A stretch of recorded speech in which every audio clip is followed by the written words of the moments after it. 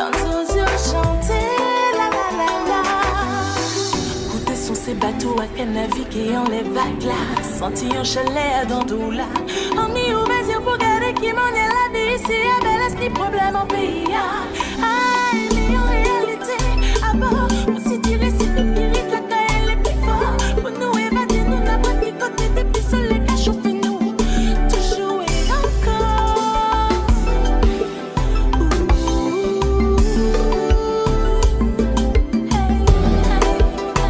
Soleil a brillé. Soleil a chanté.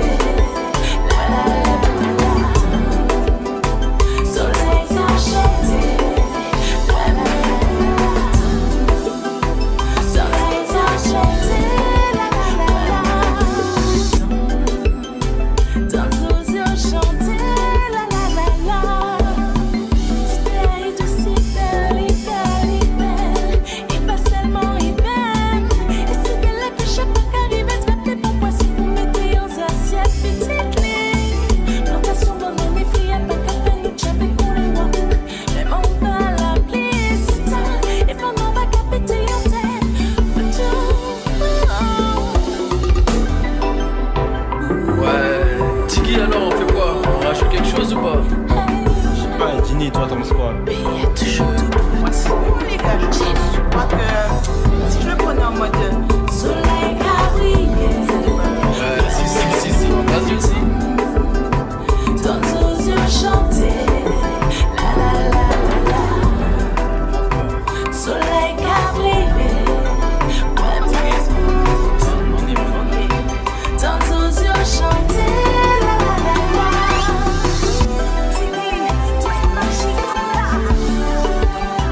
Écoutez-moi ça. Aïe aïe aïe.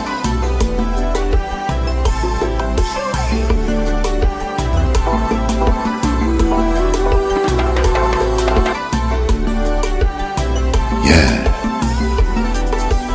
Abaissez les mains, louez mon Dieu. Abaissez les mains, louez mon Dieu.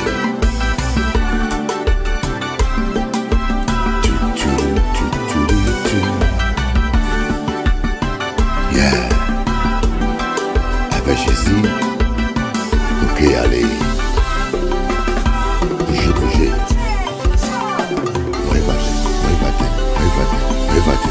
Aïe, aïe, aïe, aïe, aïe. Anouaï.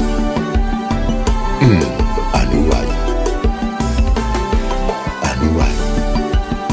Pour mon Dieu, Anouaï. Jimmy.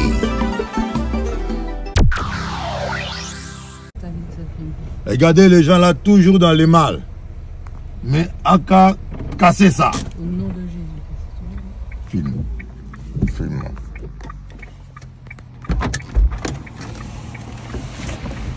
Le sang de Jésus. Cochonnerie là. Le sang de Jésus.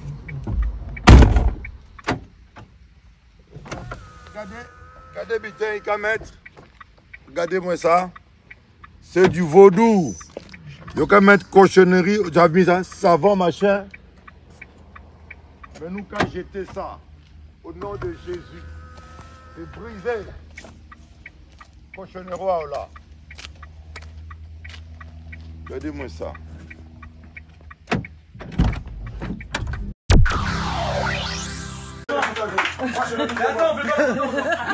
Mais je suis là, je suis là. C'est moi. Les gars, vous savez, les gars, écoutez-moi. Non, c'est sérieux. Les gars, attends, vous sortez de loin, les gars. Soyez fiers de vous.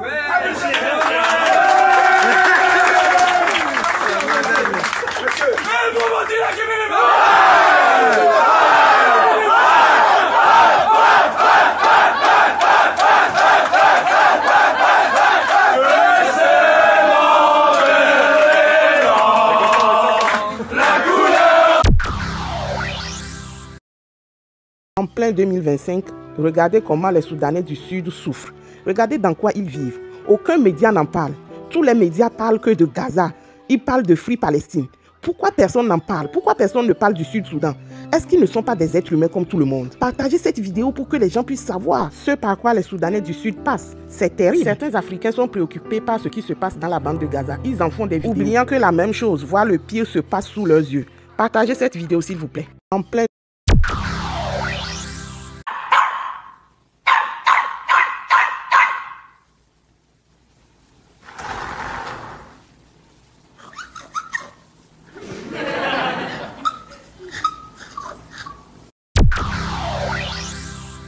Le Rwanda a une raffinerie aujourd'hui de coltan. Mais le Rwanda n'a pas de coltan dans son sol. Le Rwanda est en train de construire une raffinerie moderne d'or pour toute l'Afrique australe. Écoutez, soyons quand même sérieux. Soyons sérieux. Lorsque l'on sait que le Rwanda est classé parmi les producteurs mondiaux d'or, alors qu'on sait qu'il ne possède même pas une mine d'or, on se demande d'où il tire son or. On se demande où il tire également le coltan et le cobalt qu'il vend sur le marché mondial. Ce n'est un secret pour personne. Il vient entièrement de la RDC. L'importance de cette manne pour le Rwanda, qui sait mieux se projeter et mieux anticiper que son grand voisin congolais, est telle qu'il a carrément construit des infrastructures lourdes pour transformer ces minerais. À la manière très méthodique et très pragmatique du président Paul Kagame, le Rwanda s'est doté d'une raffinerie d'or pour 5 millions de dollars, avec une capacité de 6 tonnes par mois. Elle est opérationnelle depuis mars 2019. Les minerais pèsent pour beaucoup dans l'économie rwandaise. La géographie du budget du Rwanda est simple. Mais c'est un pays d'une fragilité extrême.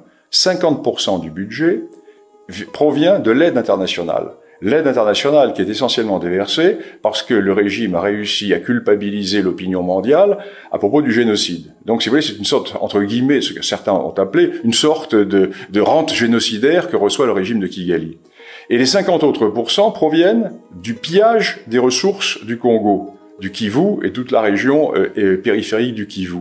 Imaginons deux choses. Un, qu'il y ait un retour d'un pouvoir relativement fort en République démocratique du Congo et que Kinshasa réussisse à reprendre le contrôle du Kivu et de ses provinces orientales. Le Rwanda perdrait du jour au lendemain 50% de ses revenus. Et imaginons qu'il y ait une révolution au Rwanda, imaginons que l'histoire officielle du génocide soit écrite d'une manière ou d'une autre, et qu'il ne soit pas forcément favorable au sens de l'histoire officielle telle qu'elle est décrite et avancée par le régime de Kigali, eh bien le Rwanda n'existerait plus.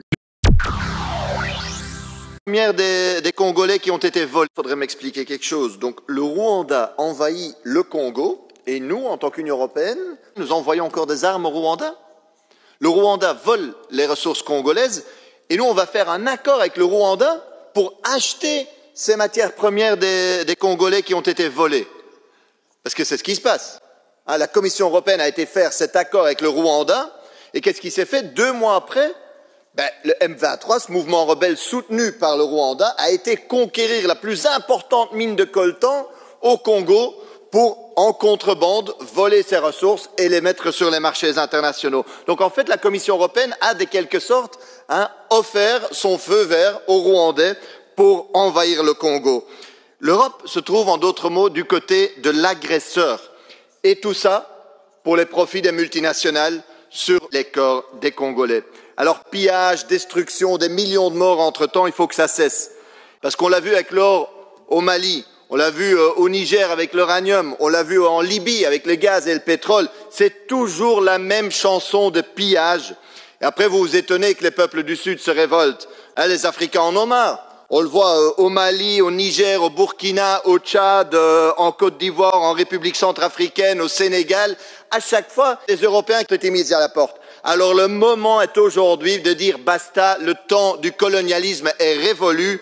Suspendez cet accord de pillage des ressources naturelles congolaises et imposez un embargo militaire au Rwanda. On n'a pas besoin de l'arme de crocodile, on a besoin d'action. Il faudrait m'expliquer quelque chose.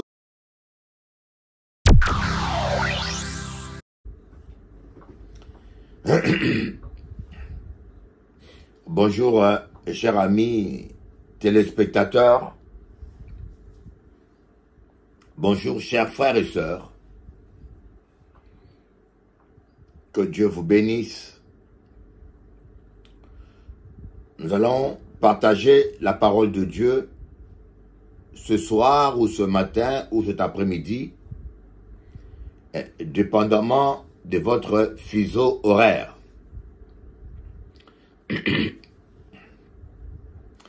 J'aimerais aujourd'hui vous parler un peu, ou vous parler encore, des jeûnes.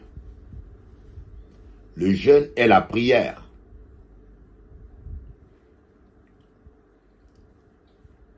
Pourquoi le jeûne? Parce que je pense que le jeûne est très important. Moi, personnellement, les plus grandes victoires, les plus grandes percées que j'ai eues dans ma vie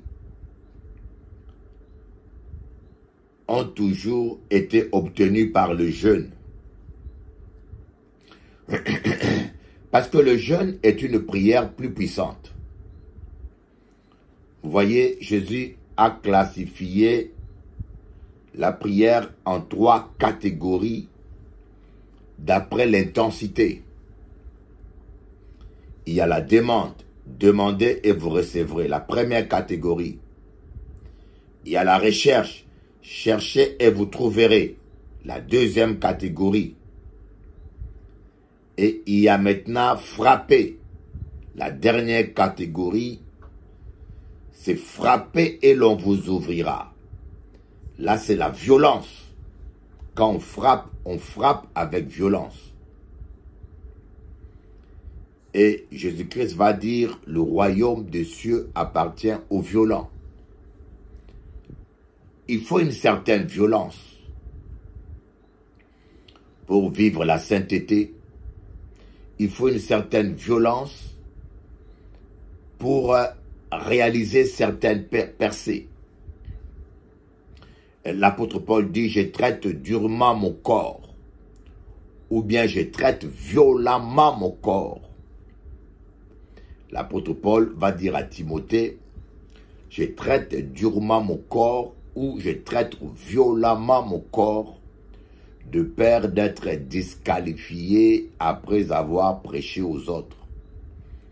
Quand on jeûne, on traite durement son corps. Mais je n'ai pas dit que ce verset ne se rapporte qu'aux jeûnes. Mais je peux dire que ce verset peut s'appliquer aussi aux jeûnes. Traiter durement son corps, c'est ça, c'est parfois le jeûne. Le corps réclame à manger.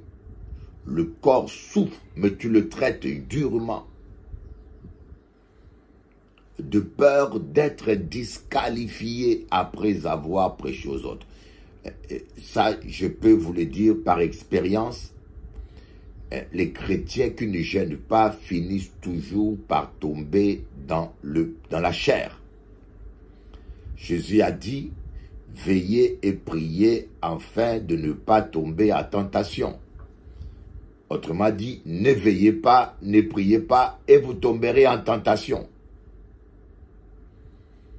Et je constatais que la plupart, que cela soit serviteurs ou ministres, ou croyants ou chrétiens, tombent dans le péché et vous allez constater que ces gens-là ne font pas de veillée et de prier et de prière. Veillez et priez afin de ne pas tomber en tentation. Amen. C'est important, le jeûne et la prière. C'est très important. Et moi, personnellement, j'ai vécu la gloire de Dieu. J'ai survécu dans des situations où beaucoup de gens n'ont pas pu survivre. J'ai triomphé dans des situations où, humainement, peu de gens ont pu triompher. Grâce à la présence du Seigneur, grâce à la prière et au jeûne. On va voir Matthieu 17, verset 21. Et je peux vous dire, je ne cesserai jamais de prier, de vous prêcher le jeûne et la prière. je ne cesserai jamais de prêcher le jeûne et la prière. Parce que d'après mon expérience, c'est très capital et c'est très important. Dans Matthieu 17, verset 21, Jésus dit, « Mais cette sorte de démon ne sort que par la prière et par le jeûne. » Cette sorte de démon ne sort que par la prière et par le jeûne. Mais quand on lit ce passage, on va voir ça, Matthieu 17.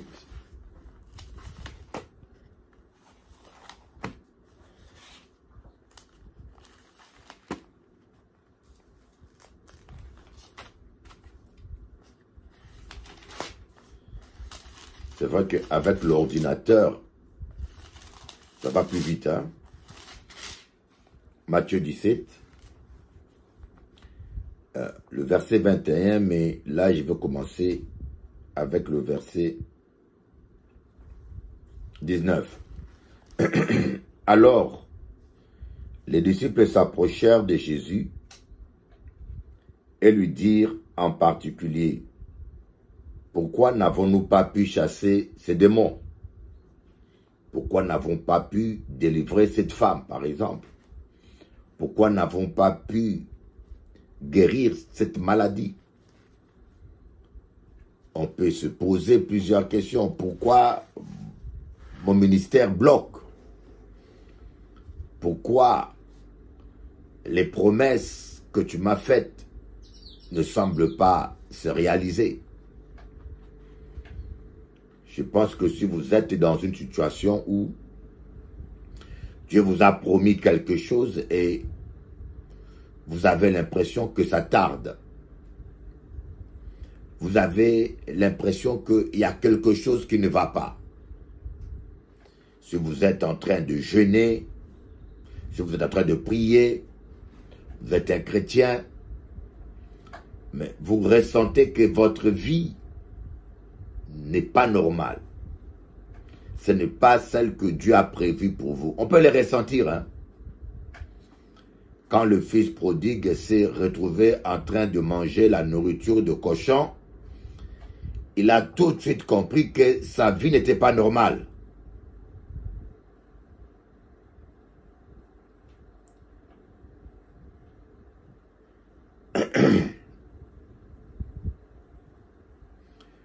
Le fils prodigue lui-même a fait les diagnostics de sa vie. On dit qu'il est rentré en lui-même. Il a constaté lui-même que sa vie n'était pas normale. Il s'est dit non, non, non, non, non, non, non, non. Cette vie-là que je mène, c'est pas ça. C'est pas normal. Donc, il y a un moment donné, nous-mêmes, on n'a même pas besoin d'attendre la voix de Dieu. Moi, il y a des choses que je vis que je ne trouve pas normales. Par exemple, que je manque de salle à Paris, c'est pas normal.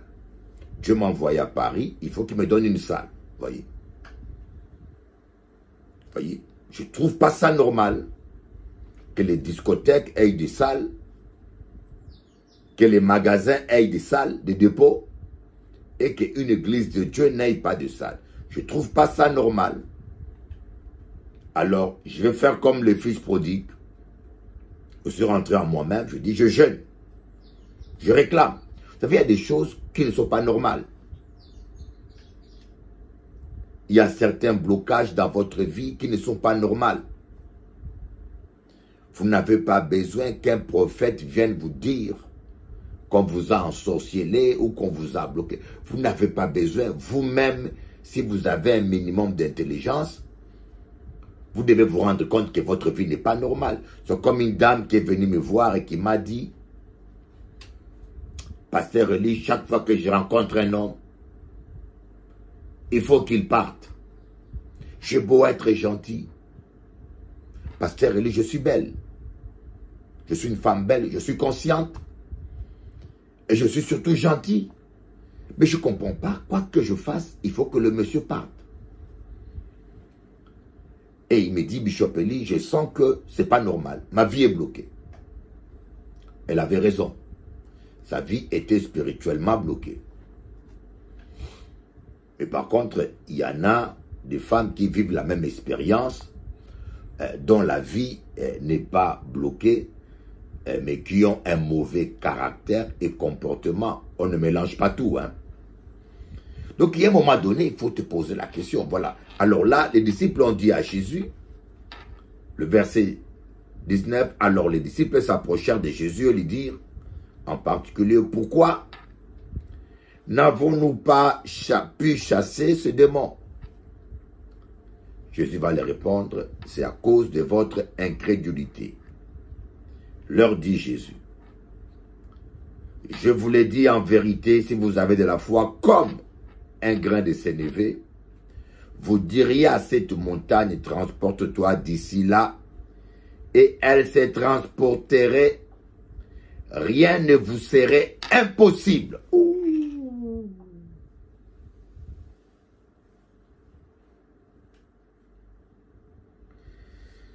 C'est terrible, hein? Rien ne vous serait impossible. Rien. N'est-ce pas? Je ne sais pas, mais je ne connais pas un autre prophète ou penseur qui a pu dire des phrases aussi puissantes. Rien ne vous serait impossible. Je ne sais pas si vous comprenez ce que cela veut dire. Ça veut dire que si tu as la foi, la guérison de ton fils vous est possible. La restauration de ton mari, de ton couple est possible. Ta délivrance est possible. Rien ne vous sera impossible. On va rentrer en profondeur. Quelle relation y a-t-il entre le jeûne et la foi?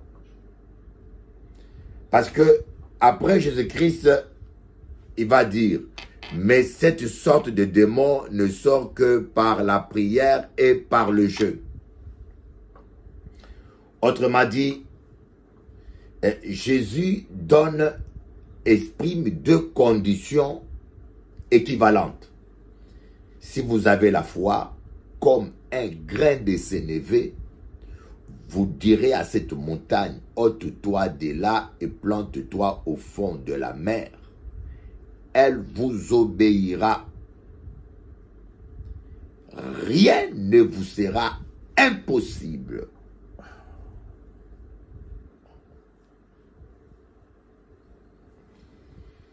Rien ne vous sera impossible. Et puis il dit, après, mais cette sorte de démon ne sort que par la prière et par le jeûne. Bon, mettons les deux affirmations côte à côte.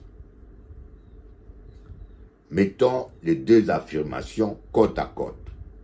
Faisons un peu les mathématiques théologiques.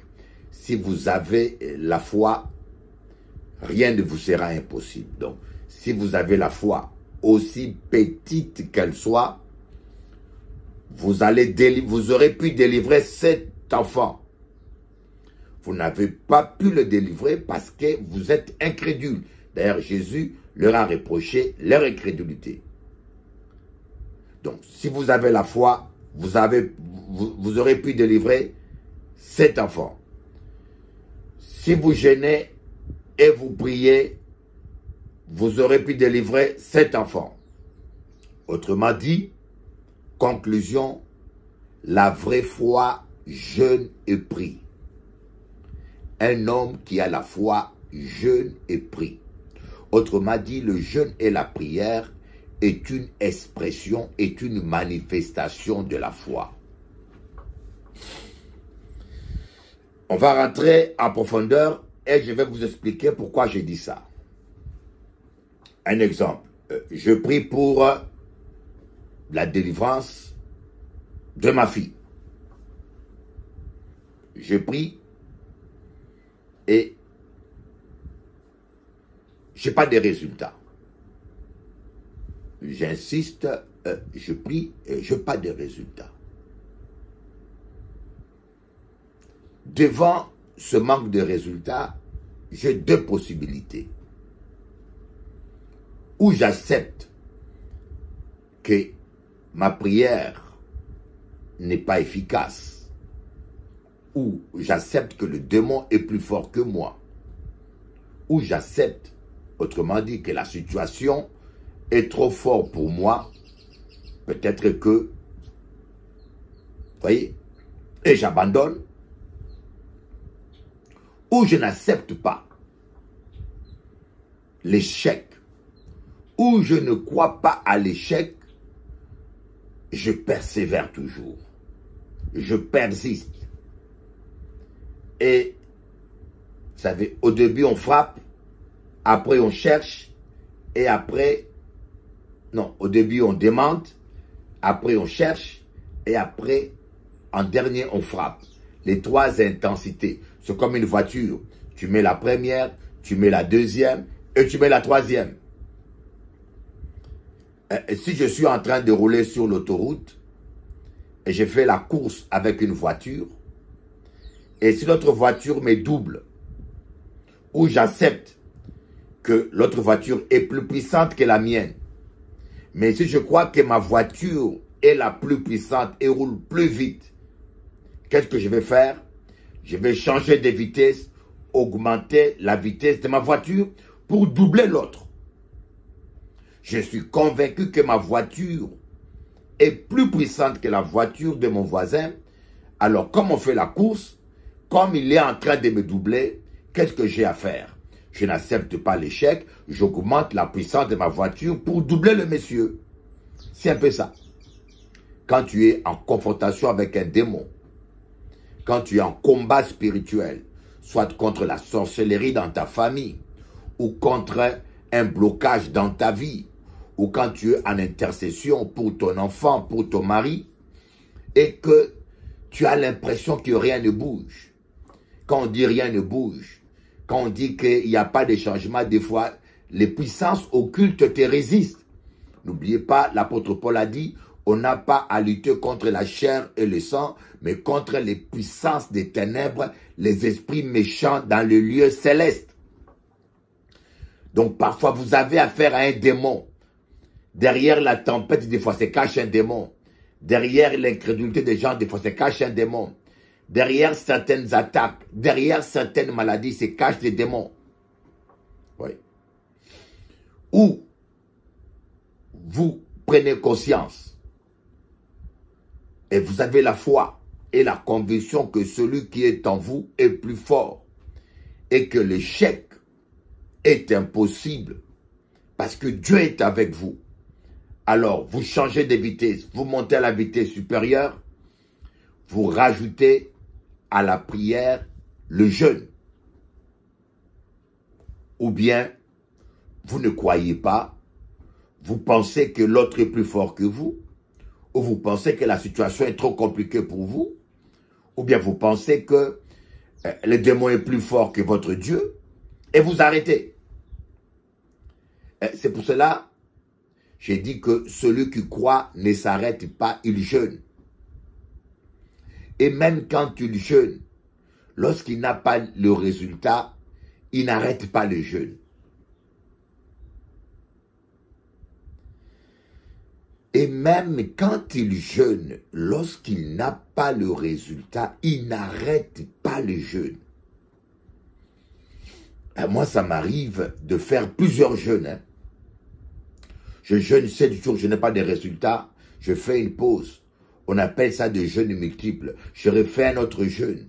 Je n'ai pas de résultats, je fais une pause, je refais un autre jeûne jusqu'à ce que j'aie la victoire. Donc voilà pourquoi je vous dis, certaines percées spirituelles ne peuvent pas se réaliser si vous ne jeûnez pas et si vous ne priez pas. C'est un peu ce que Jésus a dit. D'abord, il a reproché aux disciples leur incrédulité et puis il les a fait comprendre que c'est par la foi. Si vous avez la foi, rien ne vous sera impossible. Et comme la foi n'accepte pas l'échec, quand il y a résistance, quelqu'un qui a la foi rajoute le jeûne.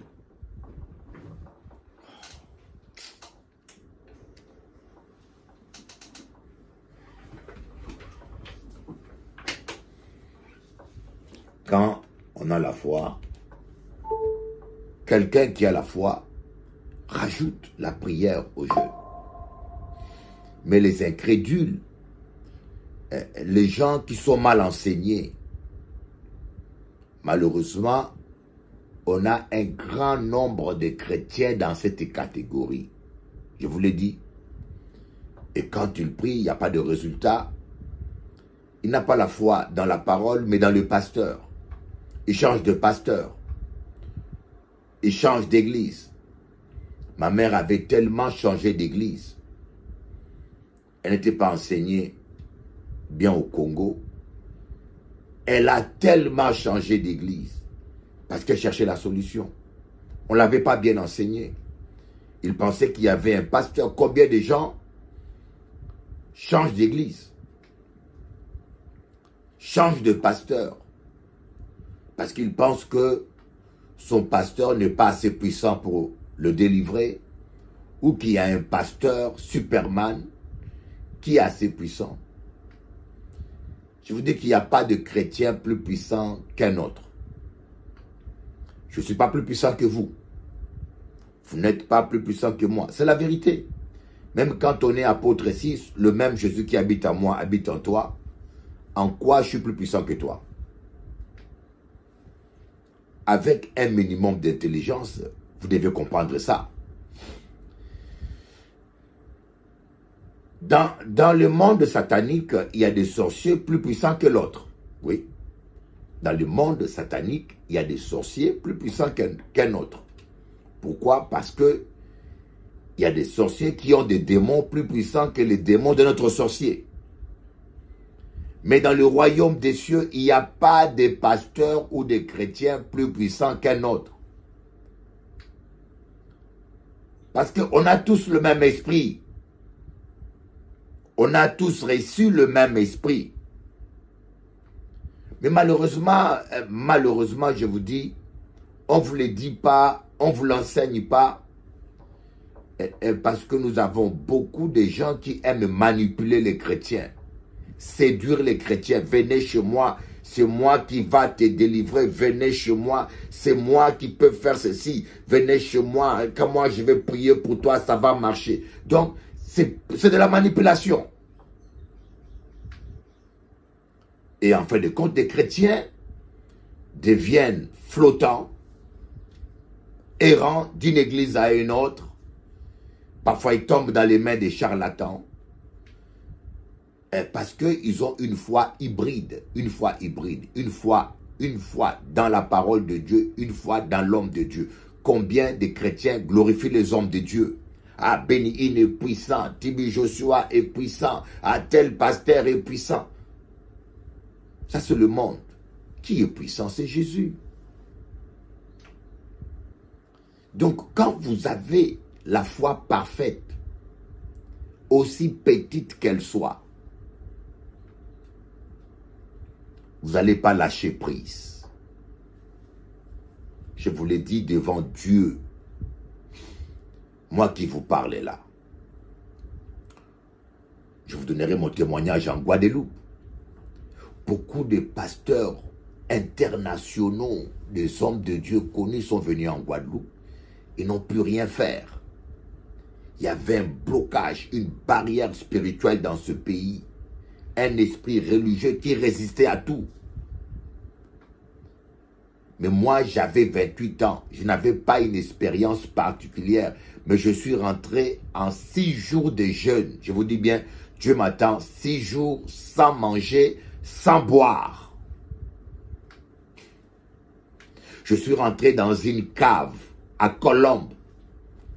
Il y a un pasteur guadeloupéen, martiniquais je crois, qui est marié avec Ulysse. Il m'a prêté sa cave. Je suis rentré là-bas, un haïtien, voilà. J'ai gêné 6 jours sans manger, sans boire. Et quand je suis venu en Guadeloupe, la Guadeloupe a tremblé.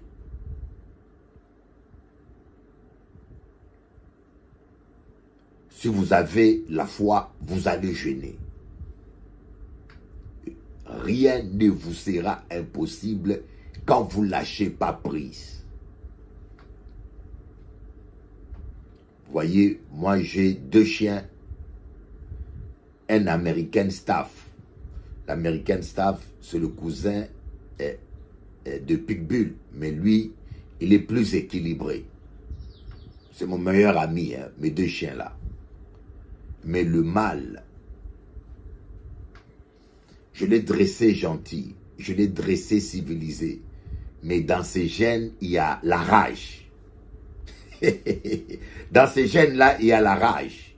Quand le coursier de la poste passe, le chien va devant la clôture. Il n'aboie pas, mais il hurle.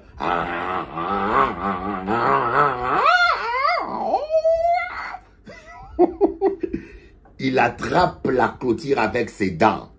Je vous dis, je dis maman. Vous le jeune qui dressez ce chien-là au combat, c'est très grave ce que vous faites. Ce sont des animaux à ne pas dresser, attachés. Il faut le sociabiliser. Mais le jeune des banlieues le dresse méchant. Mais vous allez finir, il va vous créer des problèmes. Mais je vous dis, le chien, il attrape la clôture avec ses dents.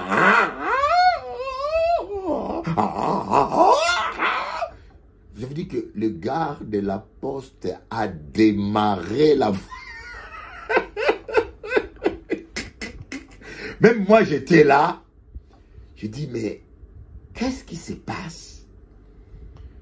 C'est des chiens qui aboient, d'accord? Il reste derrière la clôture, il aboie.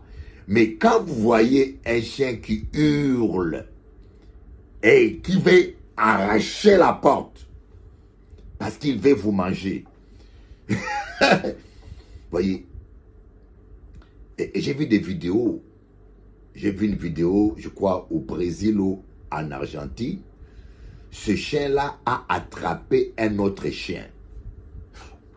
Bien. Ce chien-là, il a attrapé un autre chien. Il lâche pas. Bon, là, par contre, c'est les pitbulls mal dressés. Il ne lâche pas. Les gens ont pris un bar de bois, ils l'ont frappé. Il lâche pas, je vous dis. Il lâche pas. Il ne sent rien. L'autre chien est presque mort, mais il ne veut pas lâcher. Un monsieur a pris une pelle, il l'a frappé de toute sa force sur la tête du chien. En fin de compte, le chien a lâché. Mais je pense qu'il va mourir parce que le coup qu'il a eu, il a lâché, mais le coup qu'il a eu, je ne sais pas s'il va survivre. Dans des cas d'accident, il faut tirer une balle. Mais c'est comme ça que nous, les chrétiens, on doit être violents.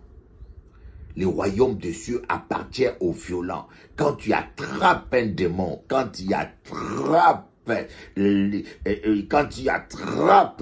quand tu es au combat, quand tu attrapes, tu ne lâches pas la prière. Orekatamaye katakabaso toromayaba endarakamaye kete kabaso yonomakama haila manashindala. Ne lâchez pas. Dieu, le royaume des cieux appartient aux violents. Cela ne veut pas dire que l'entrée du royaume dépend de votre violence. Quand on dit que le royaume des cieux appartient aux violents, on dit certaines bénédictions du royaume, on peut l'obtenir que par la violence. La santé du royaume, certaines choses du royaume, on peut ne l'obtenir que par la violence. Il faut être violent. Il faut être violent dans la prière, dans le jeûne. Il ne faut pas accepter l'échec. Il ne faut pas accepter la défaite. La véritable foi n'abandonne pas. La véritable foi ne dit pas, j'ai prié essayé, ça n'a pas marché. Mais non, ça doit marcher, car Dieu ne peut pas mentir. Ça doit marcher. Ayakatakaba, ka, ayamasaya, ayamasaya, ashayababa.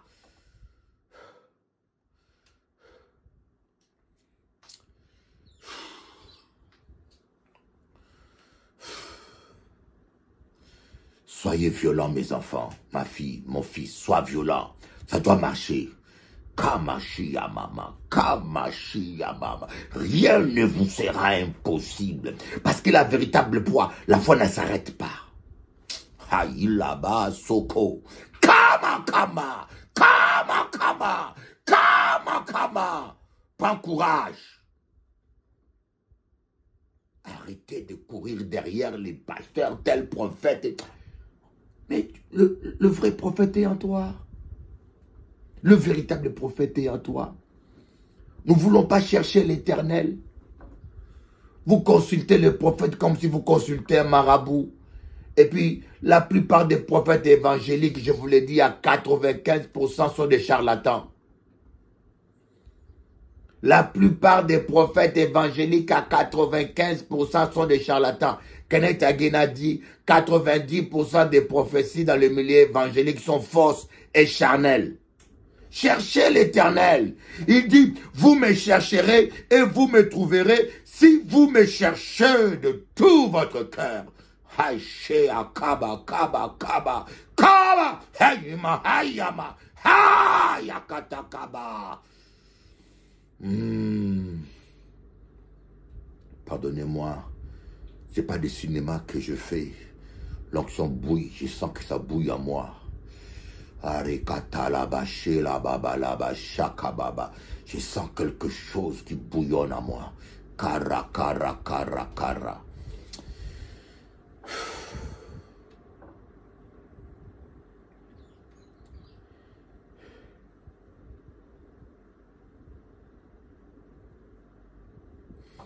Voilà ce que je voulais partager avec vous. Ne baissez jamais les mains.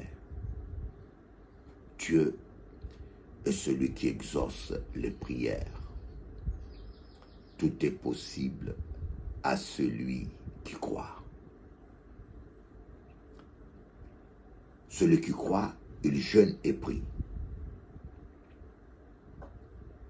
Moi, j'ai commencé mon jeûne, hein, voyez. Je ne sais pas quand est-ce que je vais arrêter. Je peux arrêter ce soir, mais demain, je vais encore recommencer.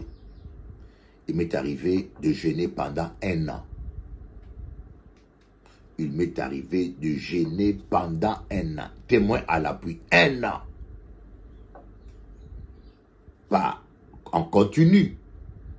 Multiple. Je jeûne 1 jour, pas de résultats. 1 jour, pas de résultats. 3 jours, pas de résultats. 7 jours, pas de résultats. 1 jour.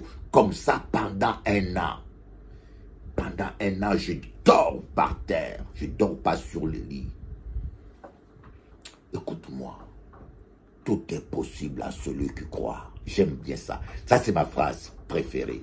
Tout est possible à celui qui croit. Et celui qui croit jeûne avec violence. Est-ce que Jésus ment?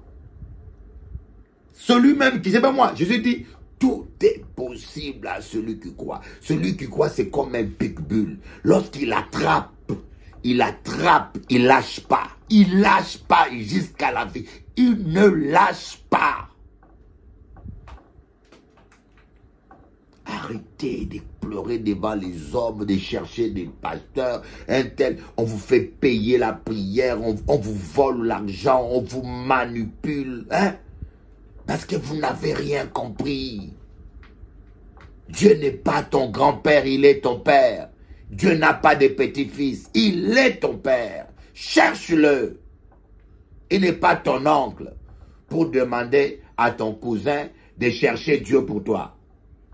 Dieu n'est pas ton oncle et les pasteurs ne sont pas tes cousins. Dieu est ton père. Pasteur, ministre, apôtre, prophète, ils sont tes frères au même titre que les autres. Et Dieu ne fait acception de personne. Si Dieu exauce ton pasteur, il va t'exaucer. Tu n'as pas besoin d'invoquer des saints. Dieu t'aime. Et est-ce que ce que j'ai dit est faux? L'Éternel ne fait acception de personne. Est-ce que je mens? C'est pas écrit dans ta Bible. Le problème que nous avons, c'est l'incrédulité.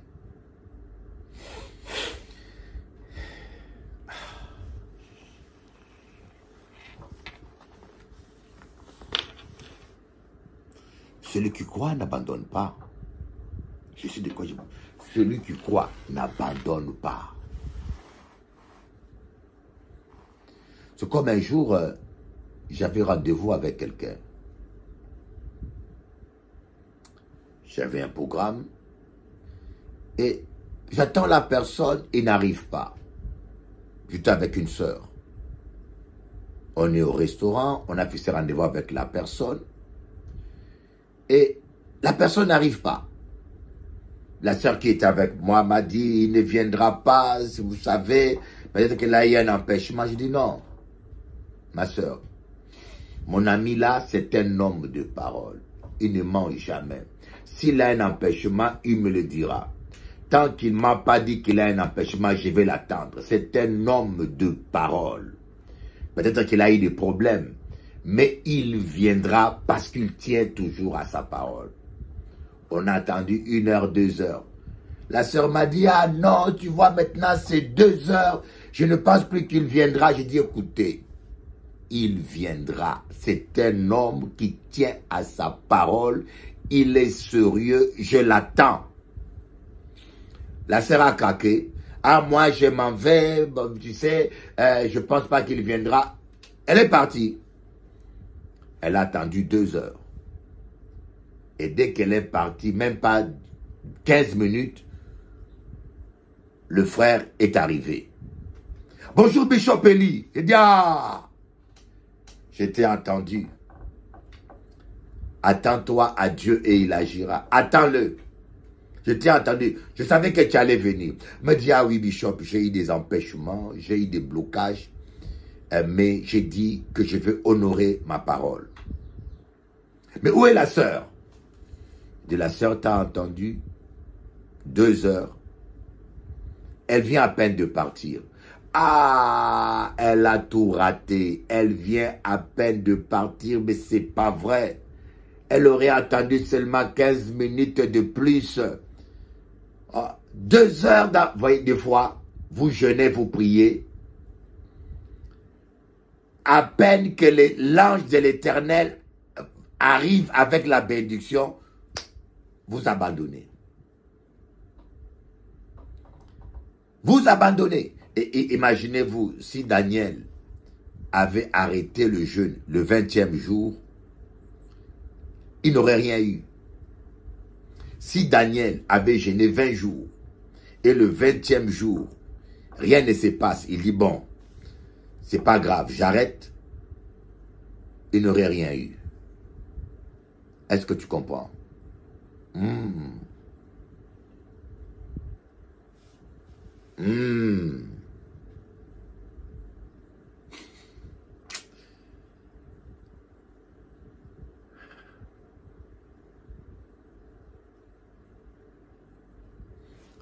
Mon fils, ma fille, est-ce que tu vis ta vie? Est-ce que la vie que tu vis, tu trouves ça normal? J'aimerais te dire, si tu n'as pas la joie, si tu n'as pas la paix, si tu n'as pas la joie de vivre, si tu n'as pas la paix, si tu es dans la médiocrité, si tu es en train là de manger les caroubes des cochons, que personne ne te dise que c'est Dieu qui veut ça pour toi. C'est pas normal.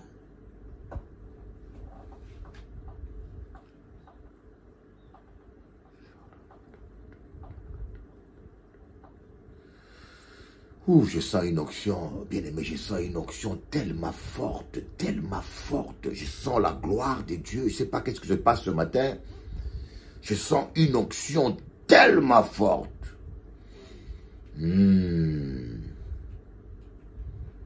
Alléluia. C'est possible, ma chérie, mon fils, ma fille, c'est possible. Ce matin, je veux te dire que c'est possible. Il n'y a pas de rêve inaccessible à celui qui croit. Tout est possible à celui qui croit. Ça veut dire il n'y a pas de rêve inaccessible. Et c'est tout ce que j'aime. Ces phrases-là. L'Éternel ne fait acception de personne. J'aime ça. J'aime beaucoup mon Dieu. Il est un Dieu juste. C'est pour cela que vous avez tort d'envier les autres. Tu es un pasteur. Pourquoi tu envies notre pasteur? Pourquoi tu combats notre pasteur ou tu es obligé de parler du mal d'un autre pour faire ta promotion? Paye le même prix. Tu auras la même élévation.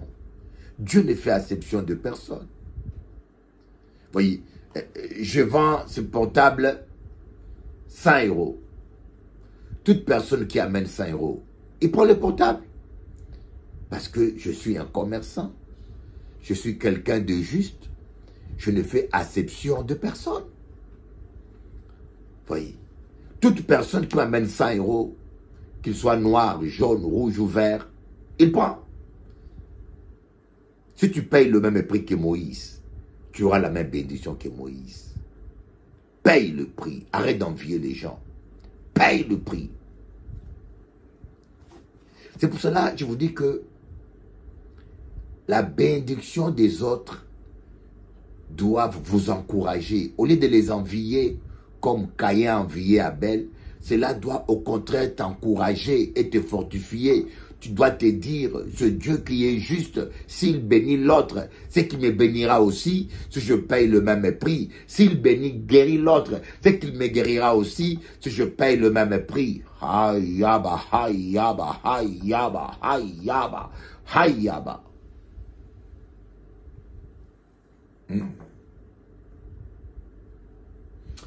Demande à Dieu de te montrer ce qui se passe dans le monde invisible. Ta situation que tu es en train de vivre, les complications, les blocages que tu vis, dis Seigneur, montre-moi ce qui se passe dans le monde invisible. Invoque-moi et je te répondrai, je te révélerai des choses cachées, des choses que tu ne connaissais pas. Oh, cette nuit, Dieu m'a montré quelque chose. Cette nuit-là, je suis au 3e jour. Dieu m'a montré un démon. Je l'ai vu. Il est rentré dans ma chambre. Dieu m'a dit, c'est celui-là qui te combat. Une sorcière dans ma famille. Je vous l'ai dit, devant le Saint-Esprit. Cette nuit, je dormais, le Seigneur m'a montré une sorcière. Comme ça. Elle est rentrée dans ma chambre et l'Esprit m'a dit, c'est elle qui combat ta destinée. Vous savez, il y a des gens qui combattent votre destinée, vous ne savez pas. Parce qu'il doit réussir, il doit avoir l'argent, elle doit être riche. Alors, pour qu'elle soit riche, il faut qu'elle vole ta richesse à toi, dans le monde occulte. Voyez. Il y a même des gens, pour qu'il ait le pouvoir, qu'il réussisse, il faut qu'il vole votre réussite. C'est pour cela, dans le monde satanique, quand tu fais de l'occultisme, des fois, on vous demande de donner une vie, le nom de quelqu'un. Quand tu donnes le nom de quelqu'un qui a une grande étoile, tu vas récolter un grand succès aussi. Mais quand tu donnes le nom d'un vaurien, tu vas récolter pas grand chose. Il y a des gens que vous voyez riches là, mais autour de lui, c'est la pauvreté totale. Les enfants pauvres, les frères pauvres. C'est-à-dire que toute la famille est pauvre, à part lui, parce qu'il a envoûté tous les autres. Il a volé l'argent des autres. Quand Jésus-Christ s'est dit que Satan est un voleur, il ne vole pas les voitures, mais il vole la réussite, l'étoile des gens spirituellement. Il vole. Peut-être que ton mariage a été volé. Le mariage de ma mère a été volé.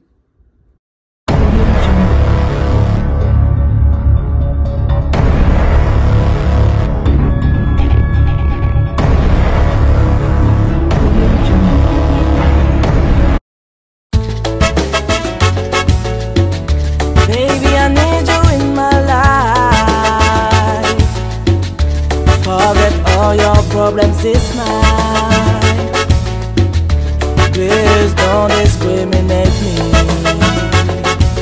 Can you satisfy my desire? Love don't have color, age and border.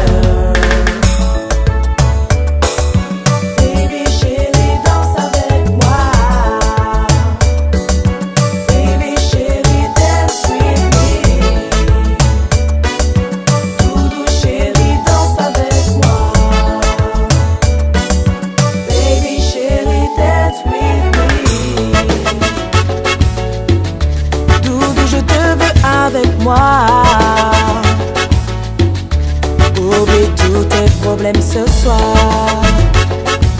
S'il te plaît, ne me discrimine pas. Je te veux pour la vie. L'amour n'a pas de couleur, d'âge ni de frontières.